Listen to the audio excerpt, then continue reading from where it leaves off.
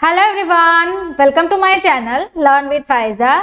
आज हम एक ऐसी हेल्थ प्रॉब्लम और उसके सोल्यूशन के बारे में बात करेंगे कि किसी पेशेंट को फेफड़ों में पानी भर गया है या फिर लंग्स में पानी जमा हो गया है, फेफड़ों में सूजन हो गई है। तो आप यहाँ पे इस वीडियो में देख सकते हैं कि लंग्स में सूजन हो जाना या फिर बहुत ज़्यादा बलगम जमा हो गया है आपके लंग्स में, आपको बलगम वाली खांसी आती है। तो आप यहाँ पे देखिए इस तरीके से आपको येलो कलर का कफ आता है, बलगम निकल रहा है, फेफड़ों में आपके पस जमा हो गया है या फिर आपको डायरिया भी हो गया है और डायरिया जैसे सिम्टम्स आते हैं, भूख कम लग रही है आपको और पसीना या फिर ठंड ज़्यादा लगना। तो ये जो सभी प्रॉब्लम्स हैं वो इंडिकेट करते हैं कि आपको न्यूमोनिया की बीमारी हो सकती है। तो चलिए स्टार्ट करते हैं आज का हमारा वीडियो लेक्चर न्यूमोनिया पे। Myself miss Faiza Jakwala, I am pharmacist and assistant professor. तो चलिए स्टार्ट करते हैं आज का हमारा वीडियो लेक्चर न्यूमोनिया पे। तो सबसे पहले हम न्यूमोनिया के बारे में जाने तो न्यूमोनिया एक ऐसा इन्फेक्शन है जो कि लंग्स में इन्फ्लेमेशन और स्वेलिंग पैदा करता है। तो जब भी आपके लंग्स में सूजन और इन्फ्लेमेशन या फिर स्वेलिंग हो जाती है तो वो न्यूमोनिया के कारण आपको हो सकती है। तो ये जो है वो डायरेक्टली अफेक्ट किसे करती है कि स्मॉलर सेक्स को, जो हमारे छोटे छोटे सेक्स होते हैं लंग्स के अंदर, छोटे छोटे जो सेल्स होते हैं जिसे हम एल्वेओलिस कहते हैं, उसको डायरेक्टली अफेक्ट करती है। और ये जो है न्यूमोनिया वो वन टाइप ऑफ आरटीआई यानी कि रेस्पिरेटरी ट्रैक इन्फेक्शंस हो सकते हैं। अब हम यहाँ पे डिटेल में वीडियो से जाने तो यहाँ पे आप देखिए लंग्स का मैक्सिमाइज हुआ है और ये जो है हमारी एल्वेओलिस है। तो ये जो छोटे छोटे सेक्स है उसके अंदर ब्लड का फ्लो होता है। तो ब्लड का फ्लो होने के कारण आप यहाँ पे देखिए तो ये सेक्स के अंदर आपका ब्लड फ्लो है वो नॉर्मल होता है। अगर वहाँ पे आपको सूजन आ गई तो आपको न्यूमोनिया जैसी कंडीशंस हो सकती है। अब जाने कि न्यूमोनिया किस कारण से हो सकता है। तो न्यूमोनिया बैक्टीरिया, वायरस और फंगस के कारण आपको हो सकता है। अब जाने कि न्यूमोनिया एक ऐसा इन्फेक्शन है जो कि न्यूमोकोकस या फिर स्ट्रेप्टोकोकस न्यूमोनिया है, तो इसके कारण आपको हो सकता है। या फिर इन्फ्लुएंजा वायरस है तो ह्यूमन इन्फ्लुएंजा वायरस जो कि हम फ्लू कहते हैं तो उसके कारण भी हो सकता है। आरएसवी यानी कि रेस्पिरेटरी साइनेसिटिकल वायरस, तो इसके कारण भी आपको न्यूमोनिया हो सकता है। देन SARS-CoV-2 यानी कि कोविड-19 जब हुआ था उस दरमियान भी लोगों को ज़्यादा न्यूमोनिया जैसी इन्फेक्शंस हो सकते थे। नाउ वीडियो के बीच में मैं आपको बताना चाहती हूँ हमारी एक न्यू लॉन्च बुक है जिसका नाम है डिजीज एंड ट्रीटमेंट। तो आप यहाँ पे इस वीडियो में देख सकते हैं डिजीज एंड ट्रीटमेंट बुक का रिव्यू। तो इस तरीके से ये जो बुक है वो पूरी कलर प्रिंटेड बुक आती है। तो आपको अगर ये बुक चाहिए तो आपको मुझे इस व्हाट्सएप नंबर के थ्रू कांटेक्ट करके अपनी जो बुक है वो घर पे मंगवा सकते हैं। अब समझते हैं सिम्टम्स के बारे में। तो इसके खास करके जो सिम्टम्स हैं वो ये है कि हार्ट रेट इंक्रीज हो जाती है, ब्लड प्रेशर कम हो जाता है, headache, loss of appetite, mood changes रहना, नोजिया, वॉमिटिंग जैसा फील होना, पेन रहना और मैनी मोर सिम्टम्स आप यहाँ पे देख सकते हैं। तो ये जो सभी सिम्टम्स हैं वो इंडिकेट करते हैं कि पेशेंट को न्यूमोनिया हो सकता है। अब लंग्स के थ्रू समझे तो ये हमारे नॉर्मल लंग्स हैं और ये है न्यूमोनिया। तो यहाँ पे फेफड़ों में बलगम जमा हो जाना या फिर पानी भर जाना, तो इसके कारण भी हो सकता है। आप जब भी खांस रहे हैं तो खांसने के समय आपको फ्लैगम यानी कि बलगम आ रहा है, तो बलगम यहाँ पे जमा हो गया है जिसके कारण आपको खांसी के थ्रू फ्लैम आ रहा है। और अब हम समझे डायग्नोसिस के बारे में। तो इसका डायग्नोसिस कैसे कर सकते हैं। तो इसका डायग्नोसिस एक्सरे से पता चल सकता है कि एक्सरे से आपका जो लंग्स है वहाँ पे कितना बलगम जमा हुआ है वो पेशेंट का पता चल सकता है। Then CBC test count, then उसके बाद है blood CRP test, CRP test से भी बलगम कितना है और कौन सा डिजीज है ये पता चल सकता है। अब ब्लड HSCRP टेस्ट के बारे में जाने तो यहाँ पे एक रेंज दी गई है जो कि मिलीग्राम पर लीटर के रूप में है। तो ये हमारे ब्लड में होते हैं। तो ये जो वैल्यूज है वो एडल्ट के लिए है। तो अगर किसी को बिलो 1.0 mg पर लीटर का है तो उसे लो रिस्क है। अगर 3 से लेके 10 तक mg पर लीटर का CRP लेवल रहता है तो उसे हाई रिस्क रहता है हार्ट डिजीज का। तो ऐसे पेशेंट को हार्ट डिजीज के रिस्क ज़्यादा बढ़ जाते हैं। अब हम सीखें कि अदर टेस्ट जो है वो स्पूटम टेस्ट होता है, तो स्पूटम कल्चर टेस्ट लिया जाता है। तो फ्लैम जो होता है, बलगम जो होता है, वो पेशेंट का निकाल के एग्जामिन करते हैं लेबोरेटरी में।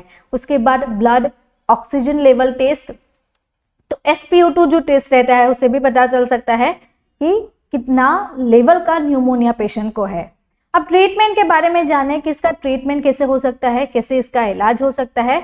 तो सबसे पहले ट्रीटमेंट में आप घर पे प्रॉपर रेस्ट ले सकते हैं। उसके बाद मेडिसिन के बारे में जानें, तो मेडिसिन में क्या क्या मेडिसिन आप ले सकते हैं, कौन कौन से एंटीबायोटिक का कोर्स कर सकते हैं। देन उसके बाद है हॉस्पिटलाइजेशन, अगर पेशेंट की कंडीशन ज़्यादा खराब हो गई तो उसे हॉस्पिटल में एडमिट किया जा सकता है।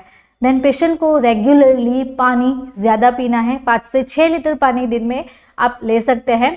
फ्रूट जूस लेना है जिससे कि आपको डिहाइड्रेशन ना हो, और कोकोनट वाटर भी आप ले सकते हैं। हर्बल काढ़ा भी ले सकते हैं। तो हर्बल काढ़ा किस तरीके से बनाएंगे, 2 कप ऑफ वाटर, 2 कप आपको पानी लेना है, उसमें 1 इंच जिंजर डालना है, 4 to 5 cloves, 5 to 6 black pepper, 5 to 6 leaves तुलसी के, then half table spoon honey, 2 inch cinnamon stick and मुलेथी यानी कि लिकोराइस। तो इसे मिक्स करके आपको उबाल के छान लेना है और उसका जो काढ़ा प्रिपेयर होगा वो आपको पी लेना है। इस तरीके से आप काढ़ा बना सकते हैं। अब इनहेलेशन की बात करें तो पेशेंट को नाक में या फिर लंग्स में, ट्रॉट में बलगम जमा हो गया है तो उसके लिए आप स्टीम इनहेलेशन ले सकते हैं, और डायरेक्टली भी ले सकते हैं, या फिर उसमें आप ये जो कैप्सूल आती है हर्बल वो भी आप डाल सकते हैं। तो इसमें बहुत अच्छी यूकेलिप्टस एंड मेंथोल की प्रॉपर्टीज है, तो इससे भी आपका जो फ्लैगम है, जो बलगम है, वो निकल सकता है बाहर। अब बात करें सुदर्शन गनवनी की, तो बैद्यनाथ और जिंदू की आती है। तो ये स्पेशली न्यूमोनिया में फीवर कम करती है। तो इसका जो डोज है वो 2 टैबलेट दिन में 1 बार या फिर 2 बार पेशेंट को प्रिस्क्राइब किया जाता है। उसके बाद है गिलोई गणवती, पतंजलि और जंडू की आती है। ये भी सेम तरीके से फीवर कम करने में हेल्पफुल रहता है, तो इसका भी सेम तरीके से डोज रहता है। अब एंटीबायोटिक्स के बारे में बात करें कि कौन सा एंटीबायोटिक कोर्स है, तो एंटीबायोटिक कोर्स में एजिथ्रोमाइसिन आती है। तो एजिथ्रोमाइसिन 1 टैबलेट दिन में 1 बार पेशेंट को प्रिस्क्राइब की जाती है, अगर 500 के डोज में है तब।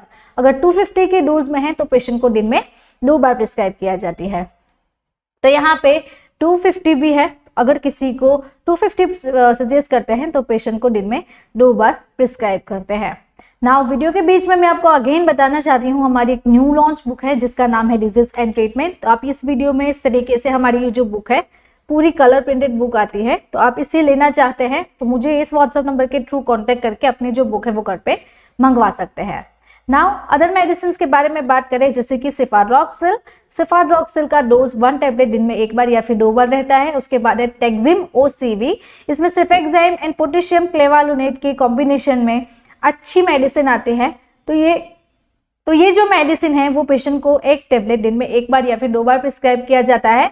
देन ऑफ्लोमेक OZ, इसमें ऑफ्लोक्सासिन एंड ऑर्डिनाजोल का कॉम्बिनेशन आता है।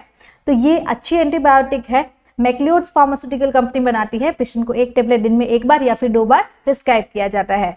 अब बात करें इंजेक्शन फॉर्म की, अगर किसी को टैबलेट से राहत नहीं मिल रही है तो उसके लिए सेफ्ट्रायोक्सोन, ये जो इंजेक्शन है मोनोसेफ 1 ग्राम में भी अवेलेबल रहता है और 2 ग्राम में भी। तो इसे इंट्रावेनस और इंट्रामस्कुलर लगवाया जाता है। तो 1 से 2 ग्राम इसका पर डे का डोज रहता है। देन पैरासीटामोल, अगर किसी को फीवर है तो उसके लिए पैरासीटामोल सजेस्ट की जाती है 650। देन आइबुप्रोफेन जो है वो भी फीवर कम करती है, तो ये भी 400 mg में अवेलेबल रहता है। पेशेंट को दिन में 2 से 3 बार प्रिस्क्राइब किया जाता है। और अगर किसी को हार्ट बर्न और एसिडिटी जैसी प्रॉब्लम्स रहती है तो उसके लिए ओमेप्राजोल और डोम्पेडोन के कॉम्बिनेशन में ये मेडिसिन नोगासिड D नाम से जानी जाती है। तो ये मेडिसिन जो है वो खाना खाने से 30 मिनट पहले पेशेंट को दिन में 1 बार प्रिस्क्राइब की जाती है।